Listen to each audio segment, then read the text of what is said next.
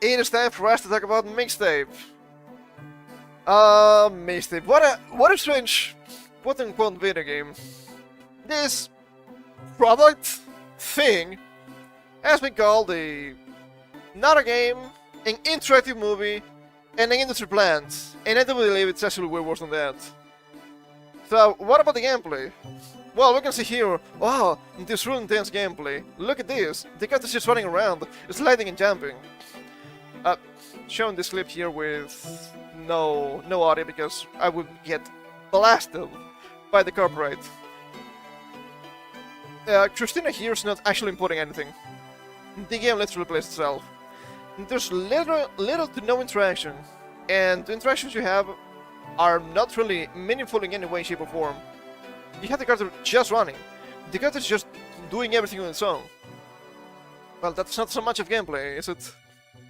I was a little bit cautious, perhaps, when I saw the other day that Yuji Horii interview, when he was saying, you know what?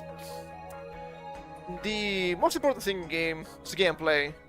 Well, we had to give it to the guy. Yeah, he was right. The most important thing is the gameplay. Gameplay for a video game, it just makes sense. You can have video games without a proper story. Many old games didn't really have stories, they just have settings, free texts at best, as an excuse for the gameplay. Even modern or newer games, like Minecraft, don't really have anything. I wouldn't say games like Minecraft, Tetris, or even OG Zelda or Super Mario really lacking a story, if any, are bad games. They are actually well successful. But what do you have when you're just a story and no gameplay? You get this, in-game that plays itself. I will not be playing this game. I'm not risking my YouTube channel for this. Absolutely not. You can just watch other people play like Asmongold if you're so curious. Just about 3 hours. It's not interesting in my opinion. And from what I've seen, the times you have to actually interact with the game is just so obnoxiously boring. Oh look, you have to move a couch. Oh look, this guy is stripping and he has to try to get some movie from the blockbuster. I have no idea. Just insane. There's no game. In terms of game, the game doesn't exist. I'm sorry to tell you this. Am I trying to pass the 3 minutes? Maybe I am. Don't blame me for this one. And I know I've used the term anti-games before, with the likes of Heavy Rain, Detroit Become Human, and you know what? I was wrong. I was too harsh on those. They're actually not that bad. When you think about it, they're just Western-style visual novels. You actually have meaningful interaction. Here, no matter what you do, the game is gonna come to its definitive conclusion. There's no input, there's no failed state. Jeez, I'm choking too much today. And there's literally nothing that's truly engaging. We also have some other people think about, oh, look at this. But if Mixtape was a movie, I wouldn't have been able to have so much fun doing this. Most of the gameplay just is reduced to this. Jingle kiss. Whoa, look, they're pressing the lights. Wow, they're just tapping the side of the car. They're just banging their heads. Wow, that's so interesting. I've seen video game loading screens far more interesting than this entire experience, okay? Those mini games in the... what were they again? Was it the Dragon Ball Budokai games? I've only played those a little bit when I was a little kid. So if I don't remember all the details, please, spare me. Do not destroy my existence. And then you might be thinking, okay, but what about the story? What about the story? The story has to be really good. In terms of the story, there's not much of a story either. They will tell you, but the story is so interesting, so deep, so profound. A coming-of-age story. It really isn't. These characters are horrible in the beginning, and they're even worse at the end, after committing several felonies, as they suffer no consequences for their actions. They do not become better, if anything they become worse. It's just the usual strong independent women in yes schoonery have seen for far too long, at least 15 years. You have here a clip of pretty much the ending of the game, so you can see it's actually hilariously bad. Thankfully for us, this doesn't really have music, so we can actually play this. This game is so ass, Lamel. It is. I want you to understand. This ain't a catastrophe. It's a warning. To be fair, I would love to criticize them for the Vine booms. The editor did this, okay? Not the game. Daddy, if you trap me here, this will only be the beginnings of my wicked ways. Cause I'm angry and I'm wired and I'm fixing for a whole lot of trouble. If you make me stay here, I'm gonna burn the whole fucking place down! You know what happens here? This is supposed to be the 90s, by the way. You know what happens here? The dad of this character, which is a cop, is like, you know what? Sure, fair point. You can do whatever you want.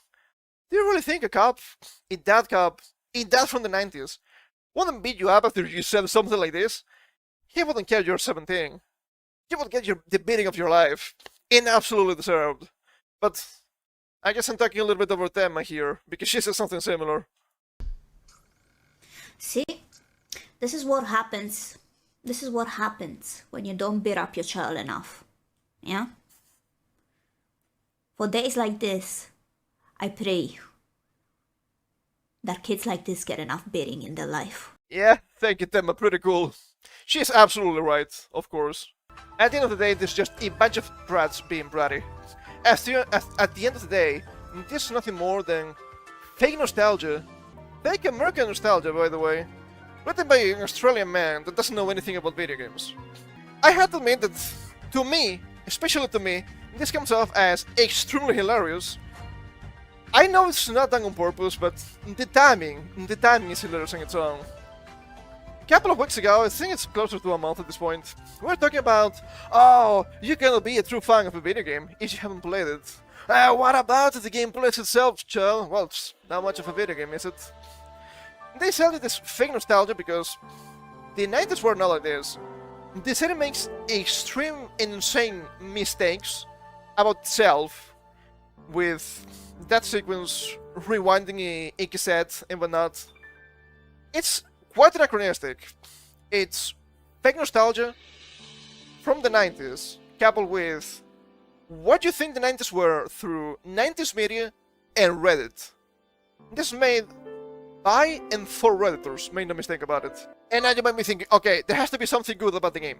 What about the music? Sure, I will give you that. Whenever I say game here, with heavy quotations, okay?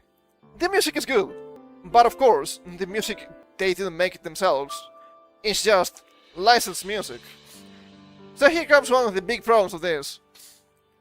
Mixtape song licenses were paid in perpetuity, so don't expect licensing issues to lead to the delisting. This is meant to be, or it's being sold to us, as some sort of passion project in the game. No, it's not. No, it really isn't. The game was published by Annapurna, which the CEO is the daughter of the 5th richest man in the world, a co-founder of Oracle, so they have a huge amount of money. So of course they can license songs in perpetuity. Something not even GTA and Rockstar could do.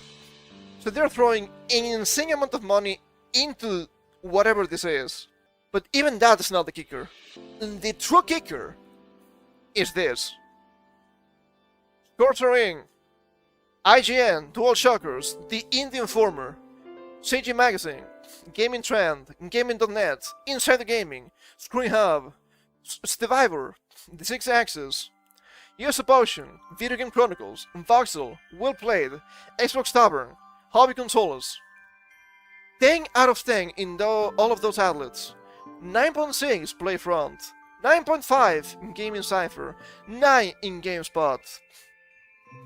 Of course, if they can spend a lot of money for music licensing, of course they can spend a huge amount of money and buying reviews and buying game journalists. Ah, jeez. How curious. This sounds only familiar.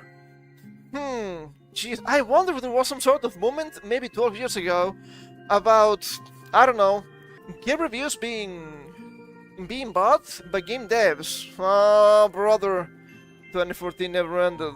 Rejoice. Every gamer man, woman, and child. We're all sons of Gamergate now. Gamergate never ended. I know I criticized before influencers for being easily bought. And I do believe influencers are easily bought.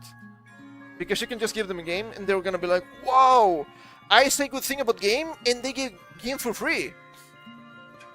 These quotations journalists are literally the same.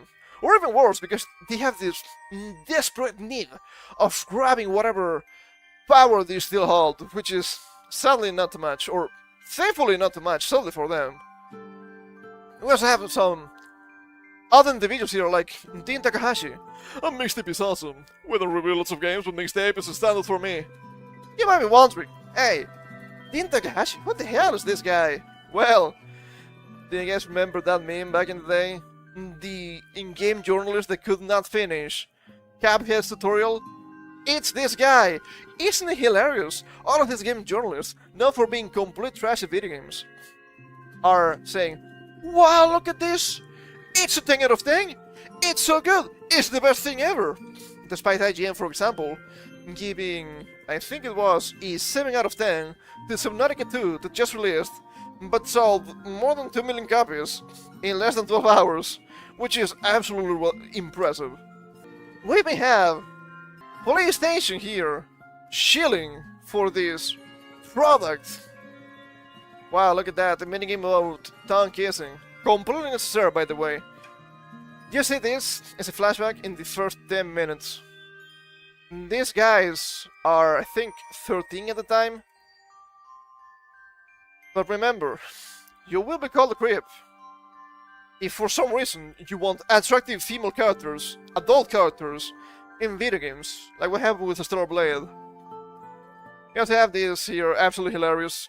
Weekend plans, turn up the volume and hang with some friends. Yeah, that's not muted, but there's no music. Which is really funny, because without the music you can see how ridiculous all of this thing and this experience is. Not really that impressive, is it? But this is not surprising, because nothing has changed. Nothing has changed for the best. We still have to contend with a lot of people that hate the medium. All that this represents, especially the calls for, oh geez, this should be a game of the year, this is so good. It clearly is not a game of the year. It's clearly not a game. This shouldn't have been given a movie. This should have been an AMV. Make no mistake about that. It's as profound as an AMV anyway. Gaming is not taken seriously. I'm saying this as, game's just an art form too, and we should be taken so seriously. No, I just asked of people not to insult us, which I think is more than reasonable. Well, you know, cannot really make a movie because making a movie is maybe a little bit too complex. Maybe you cannot convince a lot of people to go to the movies to see something so experimental. So let's make it a game, so who cares, right? Games are for nerds anyway. You see a lot of people being so, smarmy and really intellectual about it. No, it's not. No, it's not. I'm sorry.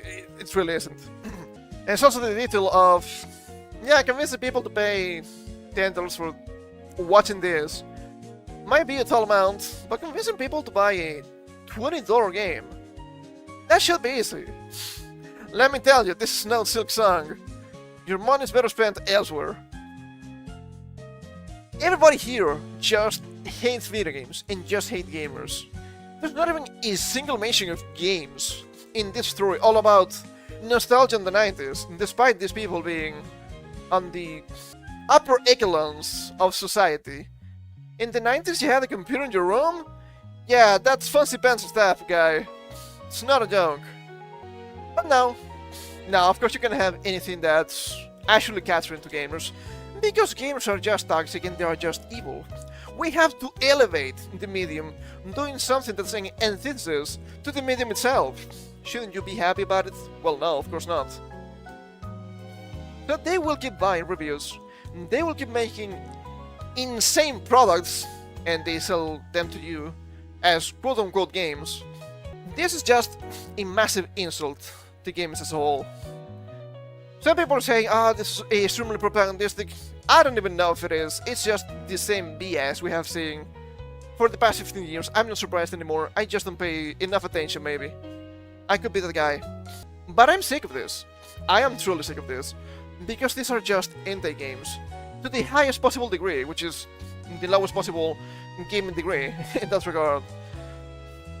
And when I see people saying, you know what, at this point, yes, I need this quote-unquote game to win Game of the Year, so people finally realize that you're not taken seriously.